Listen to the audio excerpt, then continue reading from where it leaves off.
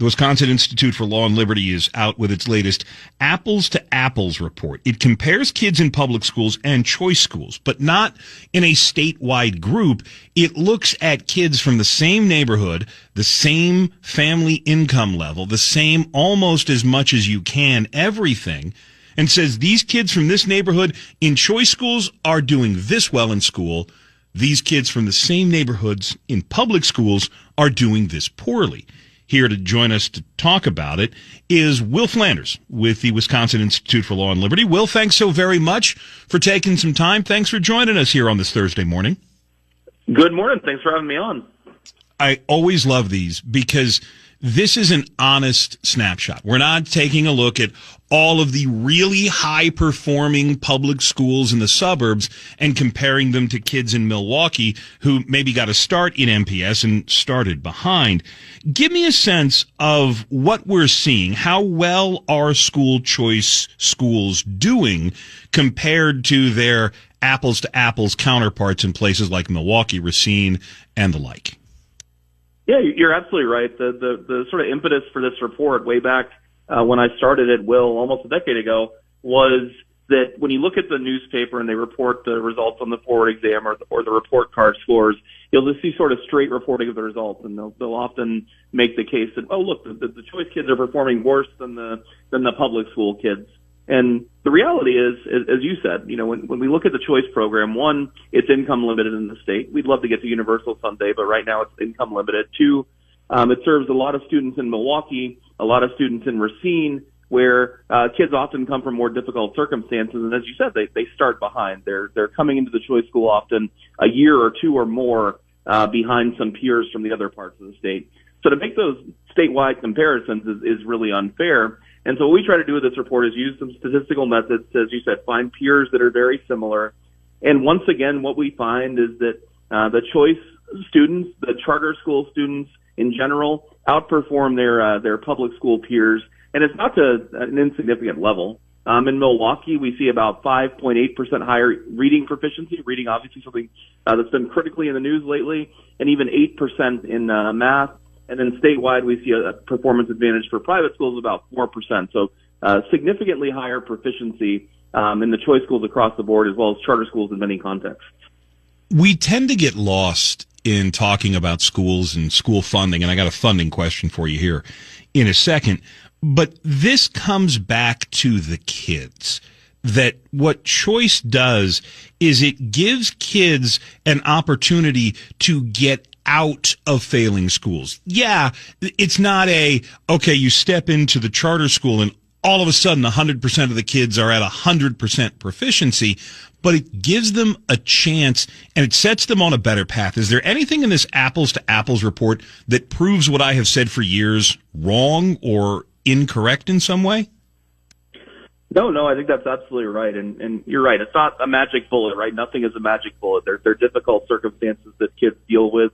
But what we do see pretty much across the board, there are always a couple exceptions, is that getting into these choice and charter environments where there's often stronger discipline, where there's, not focus on DEI, a focus on actually teaching kids the material and, it's the science of reading, then we do see that in general those kids will be doing better year over year. And it takes a little bit of time to catch kids up, but as the longer the kids persist in these programs, the better the outcomes tend to become.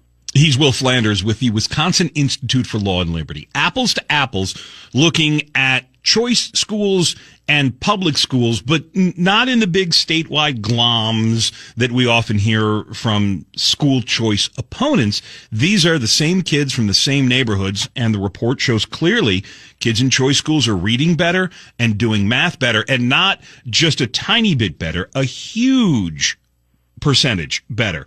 Will, what's the one thing that critics are going to get wrong when they talk about this report? And if not wrong, what's the one thing they're going to take from this and mischaracterize? Yes, I think, coming from the organization that we are, we're a conservative leading organization. Folks tend to view what we do critically, and I've been going back and forth with some folks online that have some misconceptions about what we're doing here. For instance, they assume we're just assuming all the kids in the choice program are low income, and while they tend to be middle or lower income, we do use the DPI data for all of this. I think that's the most important thing to emphasize. Every data point in this study is something pulled straight from DPI. So if you have a problem, with the results, feel free to question them, but you really should be questioning DPI rather than us, because that's where the data is pulled from. Yeah. It's not like you went in and tutored these kids. It's not like you're like, hey, the answer to question 7 is 82. You're looking at the numbers that DPI measures. You're just simply reporting what the facts are. I got 2 more questions. One of them's on money, because I believe I saw a line that said choice schools are doing as well as they are. Again, significantly better in reading and math. And they're doing it at like 80 cents on the dollar compared to public schools. Yeah, you're absolutely right. We've seen this funding lawsuit brought by a number of districts around the state. They're making the argument that they're underfunded. Green Bay, one of the school districts in that lawsuit, is at over $19,000 per student. Even the lowest level school in that lawsuit, Beloit, is over $16,000 per student. Choice schools are still thousands of dollars less per kid than that. At the high school level, we're under $13,000, so there's a $3,000 gap. At the K through 8 level, that gap is even bigger. Same thing for our charter schools. So, for the school districts making the case in this lawsuit that they're underfunded and somehow more money is going to make the difference, they ought to instead be looking at what these choice and charter schools are doing for thousands less per kid and getting measurably better outcomes. I feel like I'm from Parks and Rec. The scene where he playing the game, it's all about the cones. School choice is all about the kids. Tell me what you think would happen, what you fear will happen to these kids who have gotten a respite from failing schools like MPS. What's going to happen to those kids? What's going to happen to these reading scores, these math scores, if the Wisconsin Supreme Court kills school choice as part of that school funding lawsuit? What happens to these kids who are getting a better education right now? Yeah, so, if the state Supreme Court in their infinite wisdom brings the school choice program to an end, it's hard to say it's going to be anything other than an unmitigated disaster. These kids are not those that in general can afford to pay for private schools or attend a charter school on their own if the charter school goes away. They'll be forced back into the public school system in most instances.